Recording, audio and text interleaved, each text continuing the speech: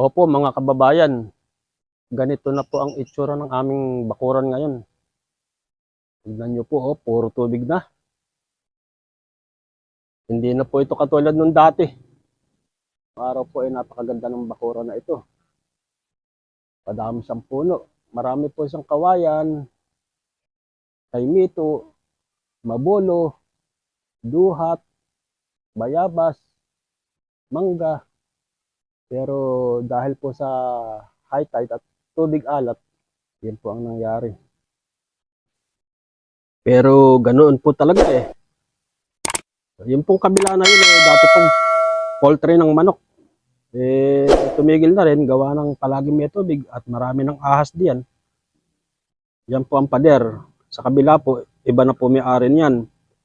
At yung pong mga matataas na puno na yun, gilid na po ng ilog ang kabila nun. Gilid na po ng ilog yun. Hanggang doon po ang aming bakuran dati na aming mga ninuno. Ayan. Ang aking mga tanim, hinahanap ko ng mataas na lugar. Mabuti, nung hinukay yung sapa, tumaas yung gilid dahil doon itinambak. Ayan, dyan ako nakapagtatanim. At diyan ako magbablog. Woo! Nice! Wow! Kahit na po ganyan ang nangyari sa bakuran, kailangan kumilos Kailangan gumawa ng paraan kung paano makakatipid sa ating mga gastusin sa bahay. Kahit mula po sa gulay dahil napakamahal ng gulay Kaya kahit po ganyan nasa container dahil sementado na po ito. Kahit na nasa container yan, mga nakapaso, makapagtatanim po tayo ng gulay. Ito napitas ko, hindi ko na video. Nakalimutan kong videohan. Ngayon pong araw na ito, July 9, 2025. Ang tubig po 4.3 4.3 meters. Ang ibig po ba sabihin ang aming lugar 4 meters above the sea level. Ganun po ba? At pagka lumaki sa dagat ng 4 na metro itinutulak na po dito sa amin. Kung saan mababang lugar, doon po pumapasok ang mga tubig. Yun po ang inaabot ng high tide. Maswerte nga po itong aming lugar, mas mataas pa ng konti, kundi kung ikukumpara doon sa bandang bayan ng Hagunoy, maswerte pa po kami. Ito mataas pa po ito sa 4.3. Hindi pa inaabot. Sa iba pong lugar, napakalalim na. Tignan nyo nga po, ang aking mga tanim, lahat nasa paso. Kailangan pong gumawa ng paraan kahit papaano kasi malaking tulong po yan Pag tag-ulan lang naman po, pero pagka yung panahon ng tag-araw, litaw naman po ito. Lalo na po pagsapit ng bare months, sa gabi lang po ang tubig, sa araw palagi na pong tuyo ito. Kaya nakakapagtrabaho. Bali po nakakapagtanim ng gulay sa loob ng 8 buwan. At yung 4 na buwan talaga pong puro tubig. Lalo na po pag panay-panay ang ulan. So, tingnan nyo po, mga naka-plant box po yan. Pinagsikapan ko po na gawain yan dahil malaking tulong po sa kamahalan po ng gulay. Lahat po ng gulay halos meron ako mga gulay na pinakbet. Meron po ako. Ito po, teka, dadahan-dahan po ako, baka kayo madapa, mabasa ang cellphone. Patay si Kaperd tinaniman ko po ng gumagapang. May arko po ako dito, tinaniman ko ng patola. Marami na pong napitas yung patola na yan. Kasi po ang patola, mahaba po ang buhay. Ako po pupunta doon. Pupunta po ako doon, ayun. Sa lugar na yan. Ayan po ang aming bakuran. Na dating nagdidilig pa kami dati dito pag maalikabok, pag tag-araw. Ngayon po, wala na pong nangyayaring ganoon. Ayan. 4.3 lang po ngayon, July 9, 2025. Hindi ko po kinakat yung video. Dire-diretso po ito.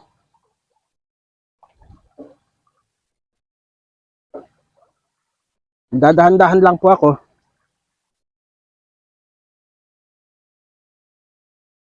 Okay lang po na humaba parang dokumentary po ito eh.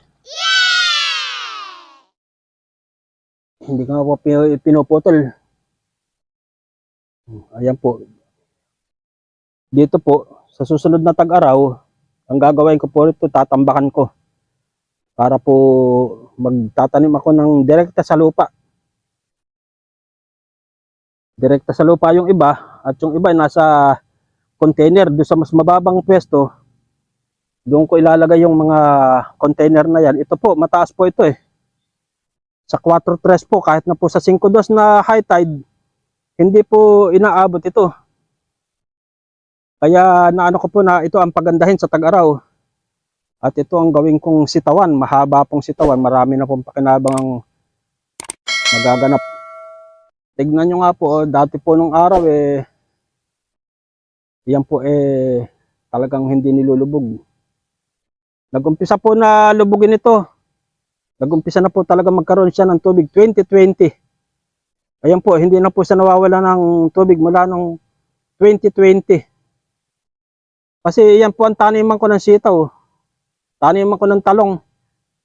Kamatis, ito po ang taniman ko. Okra. Ito po ang pinantawid buhay po namin nung araw. Nung tayo nagpapalaki ng anak. Wow. Yan po ang pinantawid buhay natin. Ang pagtatanim po dito ng sitaw. 1,000 sitaw po ang nakatanim ko dito. 500 talong. Sa ganyan lang po nakalaliit napagyaman ko po yan. What? Sari-sari po. May ampalaya, may patola.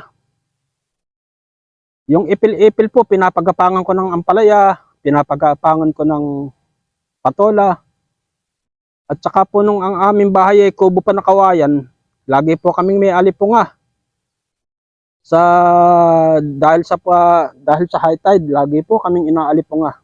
Awa po ng Diyos, na unti-unti na ipagawa ng mga bata ayan bahay, natambakan ng mataas. Kaya po kahit papano medyo safe.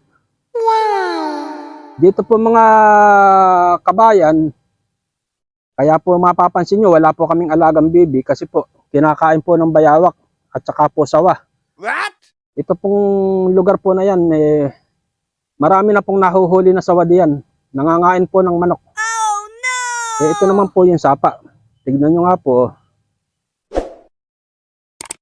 Ayan, dati ang aking umang na isda, na pangisda, itinulak na po ng tubig dahil napakatulin po ng agos. Hindi na po niya kaya pigilin ang agos. Kaya anong nangyayari po, dito na lang po ako nagpo-focus sa gulay sa mataas na lugar. Ayan po. Yan pong kabila na yan, ganun din. Kabilang bakuran, iba naman po ang may-ari. Gubat din po. Diyan po nakatira ang mga bayawak. Diyan po nakatira ang mga sawa na nahuhuli sa lambat ng mga mangingisda. Ito po dating bakuran namin, anong tawag po gubat po kung tawagin. Basta po kami pupunta sa likod, tinatawag na po itong gubat. Kasi nga po, napakadami pong puno. At yan din po ang nagsisilbi namin palikuran nung araw, kanya-kanya kami ng pwesto. Oh no! Ayan po, ganun pa man po mga kabayan, talaga pong hilig ko rin ng pagtatanim. At mula po nung ako hindi na po na gano'ng nagtatrabaho, na-focus na po tayo sa pagtatanim. 2008 po, nung yan pinagtataniman ko. 2008 hanggang 2018, napagtaniman ko po yan. Yung pong 19 and 20, inaakit na po ng tubig hanggang sa tuloy-tuloy na po ngayon. Kaya po ako merong greenhouse doon, may patungan ako. Pag tag-araw, pinupuno ko yan ng tanim. Pagka naman ganitong tag-ulan, nagtatanim ako sa itaas niya, pinakataas niya, bali ilalim at ibaba, tinataniman ko po. Okay po mga kabayan, hanggang dito na lang po. Sana po ay kayo manood at mag-subscribe po sa aking channel. Maraming pong salamat. Yan po ay parang tulong niyo na po sa akin. Maraming pong salamat.